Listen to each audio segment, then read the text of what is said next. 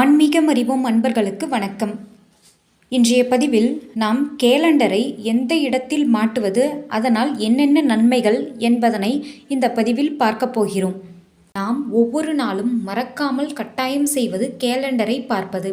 இதனை சரியான திசையில் மாட்டினோமேயானால் வெற்றியும் செல்வமும் பெருகும் என்று வாஸ்து சாஸ்திரத்தில் கூறப்பட்டுள்ளது.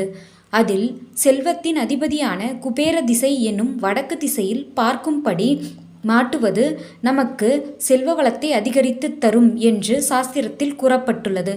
அதாவது தெற்கு சுவற்றில் வடக்கு பார்க்கும்படி இருப்பது மிகவும் நல்லது. இப்படி மாட்ட வழியில்லை என்றால் கிழக்கு சுவற்றில் மேற்கு பார்க்கும்படி மற்றும் மேற்கு சுவற்றில் கிழக்கு பார்க்கும்படியும் மாட்டி வைக்கலாம். ஆனால் வடக்கு சுவற்றில் மட்டும் கேலண்டர்களை மாட்டுவதை தவிர்க்கவும். இது நமக்கு வீண் விரயத்தை தரும்.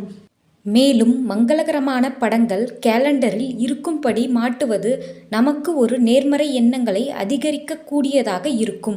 மேலும் வீட்டில் 2 அல்லது 3 கேலண்டர்கள் இருந்தால் அவைகளின் தேதி கிழிக்காமல் அப்படியே இருப்பதும் நல்லதல்ல.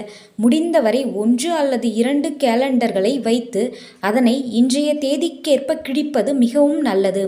அதேபோல் பழைய வருட கேலண்டரை அப்படியே மாட்டி வைக்காமல் அதில் சுவாமி படம் இருக்கின்றது என்று அப்படியே விட்டு வைக்காமல் அதனை தூக்கி போடுவதே நமக்கு நல்லது.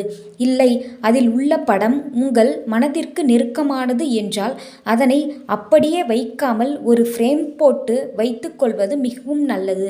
இந்த பதிவு உங்களுக்கு பயனுள்ளதாக இருந்திருக்கும்னு நினைக்கிறேன். இந்த பதிவு உங்களுக்கு பிடிச்சிருந்தா லைக் பண்ணுங்கள், ஷேர் பண்ணுங்கள். ஆன்மீகம் அறிவோம் சேனலை சப்ஸ்கிரைப் பண்ணுங்கள். நன்றி, வணக்கம்.